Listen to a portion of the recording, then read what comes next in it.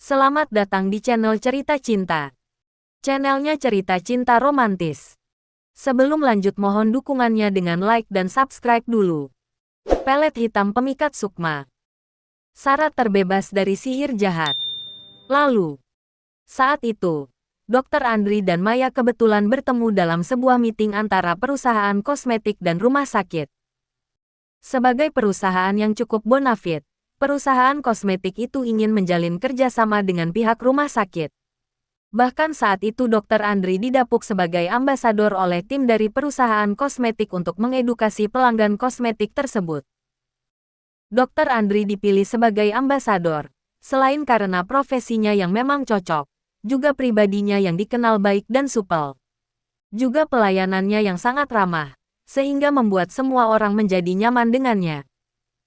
Dalam beberapa bulan kerjasama itu, sempat beberapa kali Dr. Andri dilibatkan dalam roadshow kosmetik tersebut. Berkeliling seluruh Indonesia sambil promo di beberapa titik yang dianggap kompeten. Juga sempat beberapa kali syuting untuk acara di TV dan iklan. 3 bulan sejak kebersamaan itu, mulailah tumbuh benih-benih cinta di antara mereka. Mulanya, Dr. Andri sempat mengelak agar tak ada hubungan spesial di antara mereka. Namun besarnya cinta Maya disertai kekerasan hatinya berhasil membuat Dr. Andri menuruti apa kata Maya. Apalagi dikatakannya, Maya sanggup memutus nasib kelam Dr. Andri. Maya sendiri merupakan seorang indigo keturunan dari ayahnya yang juga seorang paranormal terkenal. Seringkali saat Dr. Andri bertandang ke rumahnya, pasti saja selalu dibersihkan agar tidak ada lagi nasib buruk menghantuinya. Karena setelah dijalani beberapa bulan terlihat nyaman dan aman, dan juga kecantikan Maya membuat Dr. Andri merasa menjadi pria paling beruntung, maka mulailah dia merencanakan suatu perkimpoyan. Awalnya, hal itu sempat ditentang oleh ayahnya.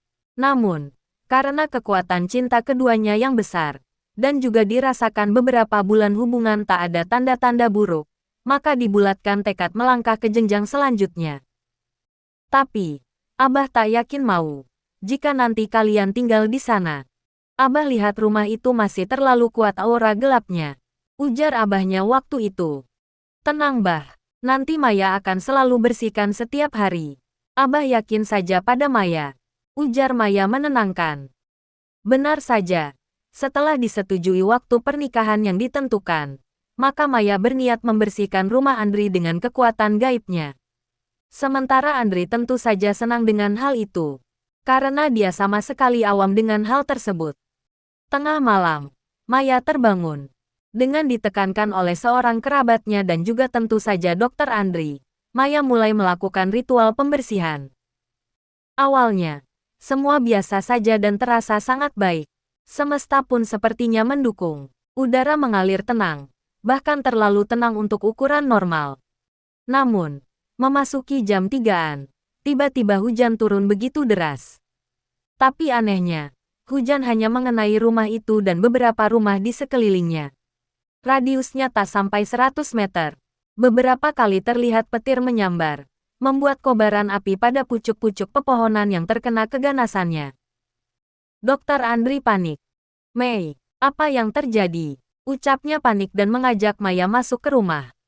"Tenang dulu Mas. Maya bisa mengatasi ini," ujar Maya tak mau pergi. Sempat beberapa kali kilatan petir mencoba menghabisi nyawanya. Suaranya yang menggelegar membuat bergidik siapapun yang ada. Bahkan terlihat rerumputan di sekitarnya pun tampak gosong terbakar. Akibat kilatan petir itu urung menyambar tubuhnya. Namun Maya tetap bersikukuh menyelesaikan pekerjaannya. Ia terus saja melakukan ritual pembersihan rumah itu. Duar. Hingga akhirnya satu petir yang sangat besar tak mampu dihalanginya. Petir itu berukuran beberapa kali lipat dari ukuran sebelumnya. Membuat sekujur tubuh Maya hangus seketika dan menghitam. Tak lagi menyisakan satupun kecantikan. Api menyala-nyala melahap tubuh indahnya. Namun anehnya, sedikit pun Maya tak tampak menunjukkan kesakitan. Tak ada jeritan ataupun ucapan ketakutan. Maya tetap bersidakap dalam kematiannya yang tragis. Maya tewas seketika menjadi arang. Sejak saat itu, aku sama sekali tak berkeinginan untuk dekat dengan wanita manapun. Ucap Dr. Andri lemah. Sementara itu, Yati masih terlihat syok dengan cerita Dr. Andri. Sebuah kisah paling tragis yang bahkan ia sendiri tak pernah terbayangkan akan mengalaminya. Begitulah ceritanya. Tutup dokter muda itu seraya mengelap matanya yang basah oleh air mata. Semua orang tampak menahan nafas mendengarkan cerita Andri yang begitu perih. Hingga rasanya tak sanggup membayangkan jika ada di posisinya saat ini. Dibayangi begitu banyak kepiluan. Jadi sampai saat ini kau masih trauma. Ujar Kong Bitun yang seolah tak membutuhkan jawaban. Hanya helaan nafas panjangnya terdengar sebagai jawaban. Sebenarnya setiap masalah itu diciptakan pasti dengan solusi. Ujar Kong Bitun tegas. Seperti halnya setiap penyakit yang seberbahaya apapun, pasti Allah akan memberikan penawarnya. Tapi itu semua tentu bukan perjalanan mudah. Tapi, bagaimana dengan solusi Dr. Andri? Ucap Mbok Minah tiba-tiba, yang sedari tadi hanya diam membisu. Ibu ini siapa ya? Tanya Kong Bitun seolah baru sadar akan kehadiran wanita setengah tua itu. Oh, saya Minah. Saya bekerja di kediaman Dr. Andri. Sebagai pembantu Pak, ujar Mbok Minah meneruskan ucapannya. Sesaat tampak Kong Bitun mengernyitkan kening, lalu mengangguk-anggukkan kepala. Sudah berapa lama? Sekitar 3 tahun. Jadi, saat kejadian wanita itu terbakar ibu pun ada di sana. Beliau tidak ada. Kebetulan saat itu sedang pulang ke kampungnya di Bogor Kong. Bogor? Tanya Kong Bitun seolah memikirkan sesuatu. Ibu kenal dengan Biwor dan putrinya. Tanya Kong Bitun lagi. Dibilang kenal juga tidak, tapi saya tahu orangnya. Kebetulan dulu rumah kami berdekatan. Hanya saja Biwor itu jarang pulang kampung. Sekalinya pulang pun pasti tak lama. Hanya sekitar beberapa jam saja. Dan selebihnya pasti sudah kembali lagi ke kota. Kami di kampung jarang yang betul-betul mengenalnya. Bagaimana dengan keluarganya? Mereka bisa dibilang keluarga tertutup. Jarang mau bergaul dengan masyarakat.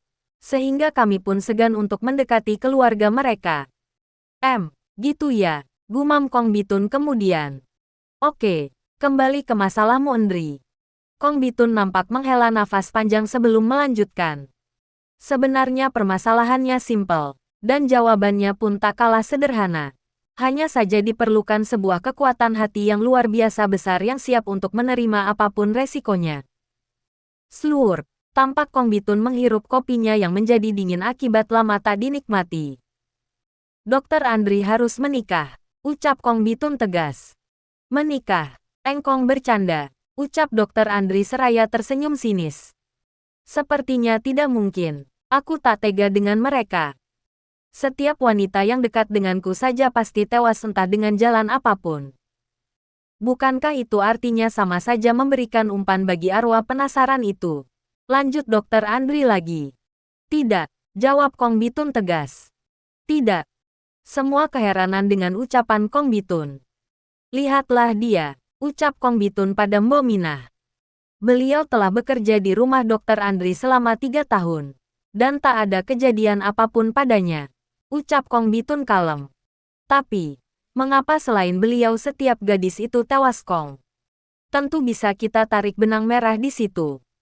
Dari awal pertemuan kalian itu adalah untuk bisa menikah denganmu. Artinya, di alam bawah sadarmu sudah tertanam ungkapan bahwa kalian akan melakukan hubungan lebih dekat. Dalam arti menikah. Dan itulah yang memanggil sinyal kepada arwah penasaran itu untuk melakukan pembunuhan. Sedangkan dengan wanita ini, niatmu sama sekali tak ada keinginan untuk menjalin hubungan lebih dekat. Betul, tanya Kong Bitun lagi. Betul Kong. Artinya Dr. Andri bisa menikah dengan Mbok Minah untuk mematahkan sihir itu.